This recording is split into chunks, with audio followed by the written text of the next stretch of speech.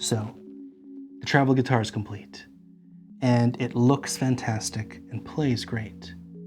I did a few new things on this build, things I'd never done before, including adding the D-rod, using a concave neck pocket. But there's one additional thing that I didn't show you during the build videos, and that is there's no fall off on the fret job. Remember that D-rod is actually giving me a perfectly straight neck, even with the string tension, even with 11s as the string gauges. So I thought, well, we have a straight neck, there's no relief, let's try not adding a fall off, see what happens. And I gotta say, I kinda like this for two reasons. One, when we do a fall off, right, what we're taught to do is just tape off a majority of the frets and level the last few frets. But we're doing that blindly, without any context, without any measurements. We don't know what we're doing, right? We're just blindly filing those frets, blindly following that procedure because everyone else does it. You need to know how much you're taking off, and you need to know how much you need to take off.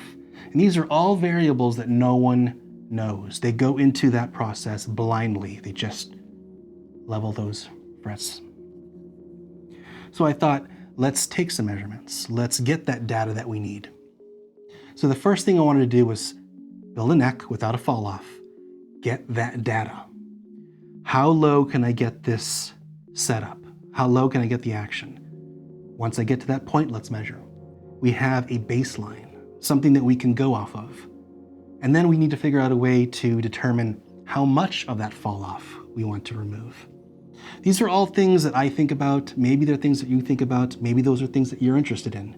In any case, those are things we're going to pursue in future videos. So if I had to change anything, I do one thing different. Hollow out or make this semi-hollow to make it lighter. Right now I have a very, very light neck. The body is not as light, so balance is something that's important, right? Light neck, slightly, relatively heavy body. I would hollow this out. Now I thought about doing that during the build process, but I didn't because I just didn't think it would benefit from it. Now I do. This whole middle section can be routed out. This whole section here can be routed out, minus a little bit of wood for the strap lock pegs. That's what I would do different. What else would I do different? Oh, white side dots. So these are black side dots and they get lost in the roasted maple fretboard. Especially if the lighting's not that great. Right now I can see them really well because I got a lot of studio lighting in here. But in the office with minimal lighting, I couldn't see them. So either luminlays or white side dots, I do that differently. All right, one last thing. When I was designing this, I had this idea for this crazy neck joint, and I thought I wanted to try two different methods of joining the body with the neck. I ended up falling on this or landing on this design where I'm making the concave neck pocket. But I thought I wanted to try to make it float. Anyway, long story short, I made a twin sister. So this was supposed to be the second way I was going to mount the neck. And I kept this hidden from you. It was a secret. I CNC'd the body on the table. You saw the footage in the previous episodes. But what you didn't see is right after that was done, I put a brand new slab of wood on there and CNC'd a second one. This is a twin sister because when I bought this top from Kimball Hardwoods, this is obviously a book matched top, right? And I only used half of that book matched top. The other half went here. So it is literally a twin sister. If we wet this down, we would have essentially the exact same figured top in the exact locations. Now, you probably won't be able to see that, but in any case, you get the idea. It is the exact same body, minus the routes. I decided to abandon the idea of a second guitar body, and so I stopped the machining process.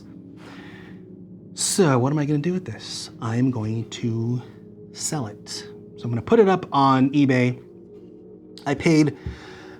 I was Black Friday sale for the Kimball top. Paid 40 something bucks for the top. I only used half of it. Therefore, starting bid will be $20 on this little guy. Now, I know this is not for everyone. You need to have some guitar building skills in order to utilize something like this. But it's route free on the top, so you can put any pickup you want anywhere. You can put a neck pocket, like a traditional Fender neck pocket. So for example, this is a template for a jazz master neck.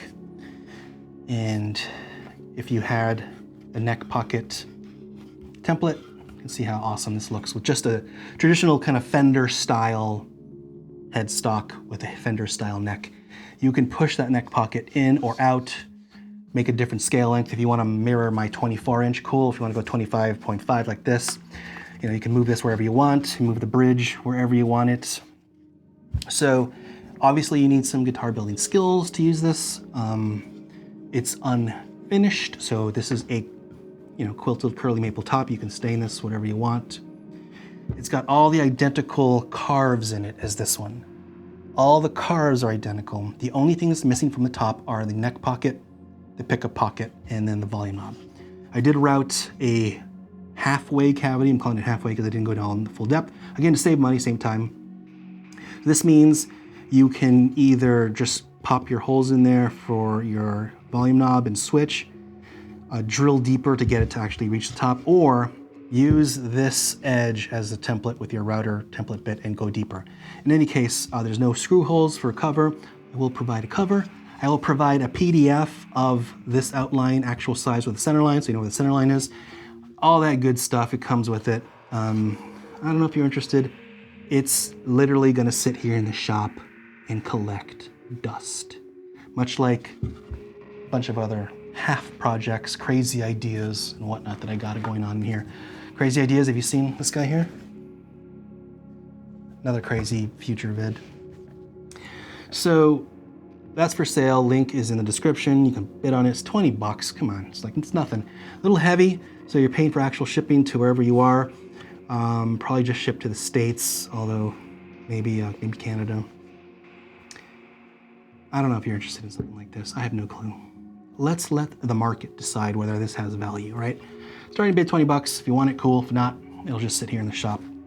No worries. Maybe I'll even build a second one. I don't know. So stay till the end. There is a demo of this travel guitar in a full mix. If you're not interested in hearing it, there are some lovely photographs, so at least stay for those.